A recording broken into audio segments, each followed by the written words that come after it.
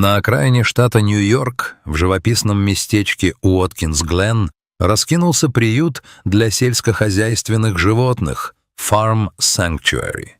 Здесь, среди бескрайних пастбищ и пологих холмов Фингер-Лейкс, жизнь текла своим чередом, размеренно и мирно.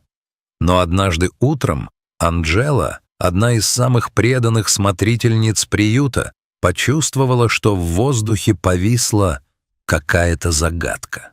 Анджела толкнула тяжелую дверь амбара. Ее сразу окутало знакомое тепло сена и мирное сопение животных.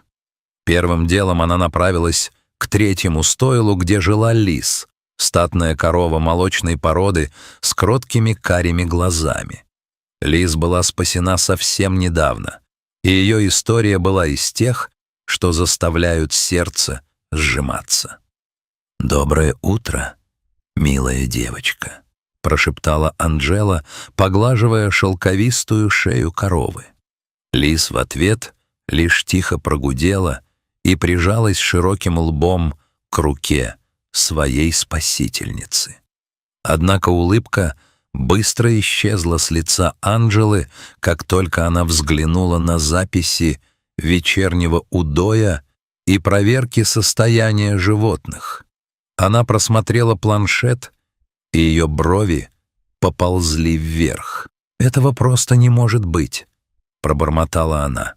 Уже вторую неделю количество молока у Лиз стремительно падало. Это было необъяснимо. Лиз была молочной коровой-океаном, которая еще недавно давала почти 30 литров молока в день. Даже с учетом того, что ее маленький сын, теленок по имени Кешью, пил столько, сколько хотел, излишки были огромными.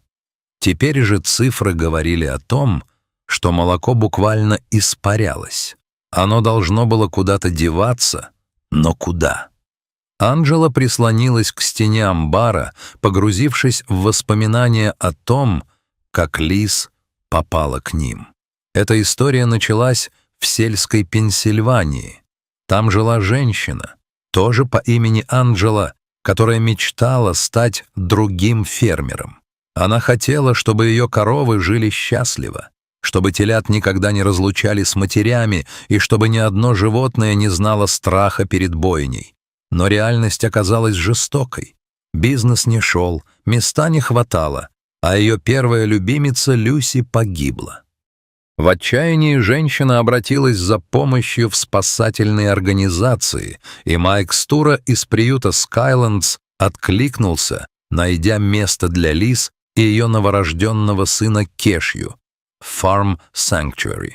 Первая неделя в приюте была битвой за жизнь. Лиз и 4-дневный Кешью были экстренно доставлены в ветеринарную клинику Корнеллского университета.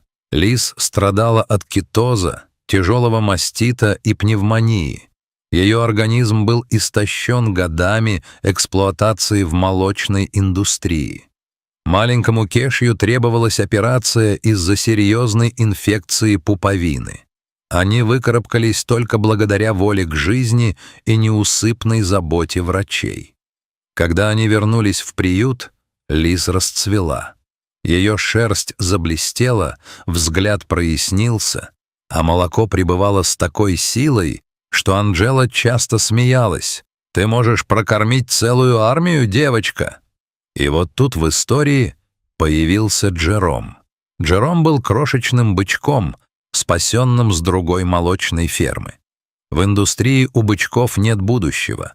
Они не дают молока, поэтому их обычно отправляют на мясо в первые же недели жизни. Но одна из работниц фермы влюбилась в Джерома и умолила хозяина отдать его, если она найдет ему дом. Так Джером оказался в Уоткинс-Гленн. Когда Джером прибыл, он был воплощением страха. Его разлучили с матерью, он дрожал и отказывался от специальной смеси из бутылочки. Анджела переживала, теленок почти не ел, но к ее изумлению он не худел. Напротив, Джером рос как на дрожжах. Его шерсть становилась мягкой, глаза ясными, а энергии прибавлялось с каждым днем. Математика не сходилась. Джером отказывался от еды, но рос. Лиз должна была давать море молока, но ее вымя было пустым.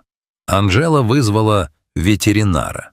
После осмотра врач лишь покачала головой. Они оба абсолютно здоровы.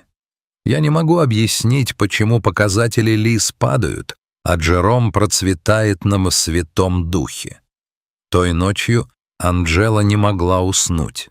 Она прокручивала в голове события дня. Она видела Лиз при свете солнца, видела Джерома. Но что происходит в амбаре, когда гаснет свет? Животные часто показывают свою истинную природу, когда думают, что за ними никто не наблюдает. Она накинула куртку и тихо, стараясь не скрипеть половицами, прокралась в амбар. Она не стала зажигать верхний свет, позволив глазам привыкнуть к мягкому полумраку дежурных ламп.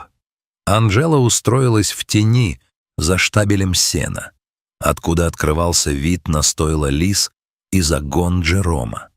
Амбар ночью жил своей жизнью. Слышалось мерное дыхание, шорох соломы, далекий крик совы. Лиз стояла неподвижно, пережевывая жвачку. Время тянулось бесконечно. Анджела уже начала сомневаться в своей затее, как вдруг услышала тихий звук. Это был Джером. Он издал короткое, вопросительное мычание из своего загона. Лиз мгновенно подняла голову. Ее уши подались вперед. С поразительной осознанностью и тишиной, какая бывает только у тех, кто долго планировал свой побег, Лиз подошла к задвижке своего стойла. Она мягко, но уверенно толкнула ее носом. Щелчок, и дверь приоткрылась. Корова аккуратно вышла в проход, ее копыта почти не издавали звука на подстилке. Анджела затаила дыхание. Лиз подошла к загону Джерома. Бычок уже стоял на ногах, его хвостик радостно завертелся. Без лишних церемоний, как будто это было частью давнего ритуала, Джером пристроился к Лиз и начал жадно пить молоко. Лиз стояла абсолютно неподвижно. В ее позе не было нетерпения или раздражения. Она была воплощением материнского спокойствия. Кешью, ее родной сын, приподнял голову из соломы, сонно моргнул, увидев эту сцену, и снова улегся спать. Для него это было нормой. В этот момент в голове у Анджелы все сложилось. Снижение удая, странный рост Джерома, его отказ от смеси — все это было делом рук, или, вернее, сердца Лиз. Эта корова, сама пережившая столько боли и потерь, узнала в маленьком плачущем теленке родную душу. Она поняла, что он одинок и голоден, и решила стать для него матерью. Слезы покатились по щекам Анджелы. Она сидела в тени, наблюдая, как огромная корова кормит чужого ребенка. Когда Джером закончил, Лиз нежно лизнула его в макушку и подтолкнула носом, словно укладывая спать. Затем она также тихо вернулась в свое стойло. Анджела дождалась первого серого света зари, прежде чем подняться. Ноги затекли, но на душе было невероятно светло.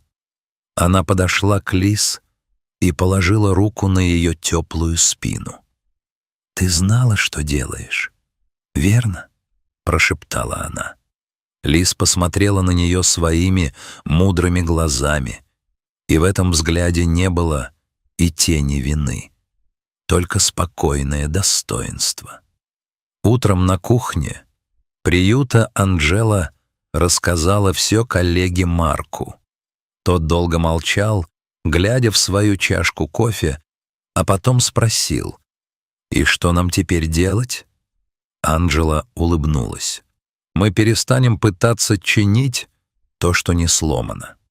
Через несколько дней сотрудники приюта объединили Лиз, Кешью и Джерома в одну семью.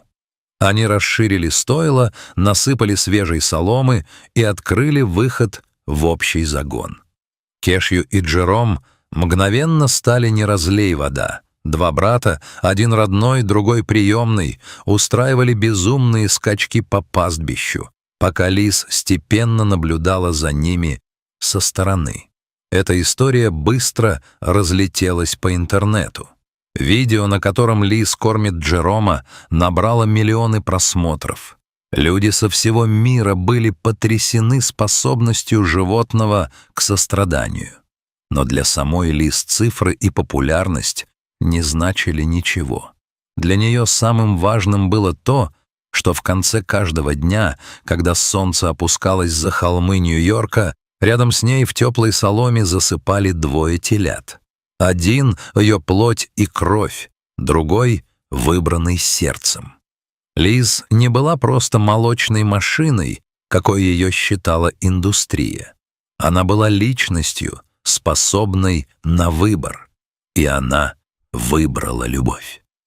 Глядя на Лиз, понимаешь, что в мире животных скрыто гораздо больше глубины, чем мы привыкли думать. На маленькой ферме в Уоткинс-Гленн корова доказала, что материнство — это не биология, а зов души. С тех пор Джером вырос в крепкого быка, но он всегда возвращался к Лиз, чтобы просто постоять рядом с той, кто спасла его в самую темную ночь его жизни.